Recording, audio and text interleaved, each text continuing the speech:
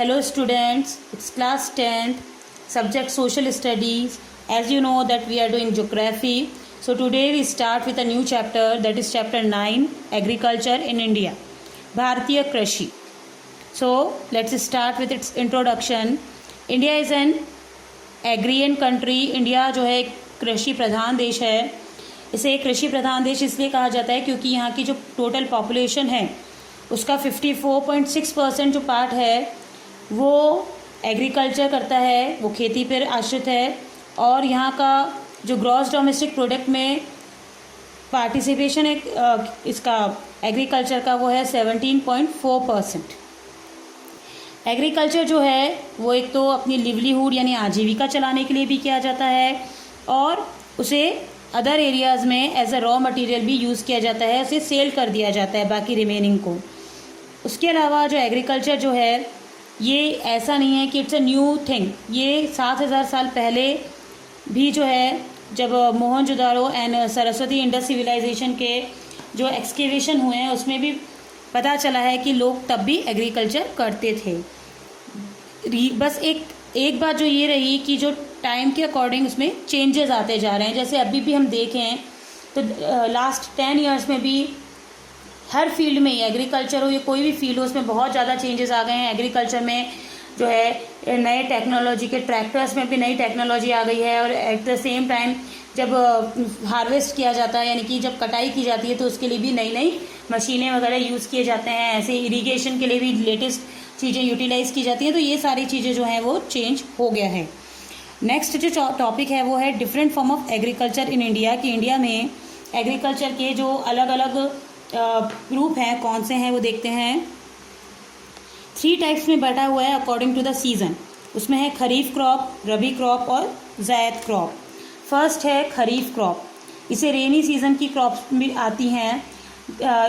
कौन कौन सी क्रॉप्स हैं वो देखते हैं कि जिन्हें जून जुलाई में तो सोन किया जाता है, बोया जाता है और अक्टूबर नवंबर में उनको हार्वेस्ट किया जाता है. अगर हम हमारे माइंड में रखें जो हमारे फेस्टिवल्स आते हैं वो उनके अकॉर्डिंग ही हर किसी फेस्टिवल पे कटाई की जाती है फसलों की. तो लेट्स सी दिस. जैसे इसमें हैं राइस, मिलेट, ग्राउंडनट, मूंग, उड़द, शुगर केन, सोयाबीन एक्सेट्रा. तो ये जो मेजर क्रॉप्स हैं वो खरीफ क्रॉप्स में आती हैं. और ये जो क्रॉप्स हैं वो रेनफॉल जो मानसून में रिसीव करते हैं उस पर बहुत ज़्यादा डिपेंड रहती हैं. पर बिकॉज ऑफ मानसून जो है वो अनसर्टेन रहता है तो एग्रीकल्चर जो है वो इरिगेशन प्रोसेस पे फिर डिपेंड करता है. फिर है रबी क्रॉप्स. रबी क्रॉप्स होती हैं वो विंटर की क्रॉप्स होती हैं. इन्हें अक्टूबर नवंबर में बोया जाता है और इनकी हार्वेस्टिंग होती है मार्च अप्रैल में. इसमें कौन सी क्रॉप्स हैं? वीट, ग्राम, बार्ले, ऑयल सीड में है flax seed and mustard, cumin seed, coriander, opium और सिलिम. ये जो है मेजर हैं और ये जो है ये भी इरिगेशन यूज़ करके इनको उगाया जाता है. फिर है ज़ैद क्रॉप. ये समर सीज़न की हैं. ग्रीन वेजिटेबल और जो फूडर क्रॉप्स होती हैं वो मेनली इसमें इंक्लूडेड होती हैं. फूडर होता है चारे वगैरह की जो क्रॉप्स होती हैं. इनमें हैं वाटरमेलन, बॉटल गॉड और कुकुम्बर. ये सारी जो हैं मेजर क्रॉप्स हैं जो इसमें आती हैं. फिर है नेक्स्ट टॉपिक है कि यूज़ के अकॉर्डिंग यानी उसकी कंजम्पशन के अकॉर्डिंग किन पार्ट्स में बांटा हुआ है. तो 4 पार्ट्स बताए हैं. फूड ग्रेन क्रॉप्स, कॉमर्शियल और इंडस्ट्रियल क्रॉप, प्लांटेशन क्रॉप्स और garden crops. Food grain crops कौन सी हैं? ये वो क्रॉप्स हैं जो कि ईटिंग के लिए in the form of food use की जाती हैं. उसमें है राइस, वीट, मेज, सोरगम, मिलेट, बार्ले और लेंटिल. सोरगम जो है वो चारे को ही कहा जाता है. कॉमर्शियल और इंडस्ट्रियल क्रॉप्स में है कि जिनको कॉमर्शियल पर्पस के लिए in the form of raw material for the industry use किया जाता है. इन्हें कैश क्रॉप्स भी कहा जाता है. और उसमें है शुगर केन, कॉटन, जूट, टैबको और ऑयल सीड. फिर है प्लांटेशन क्रॉप्स यानी जिन्हें कि लार्ज प्लांटेशन बड़े बगीचे में एक साथ उगाया जाता है.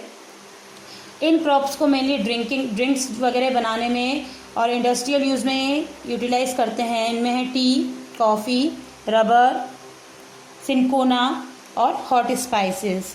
फिर है गार्डन क्रॉप्स. उसमें फ्रूट्स और वेजिटेबल जो हैं वो इसमें इंक्लूडेड हैं. So that's all for the day. Thank you.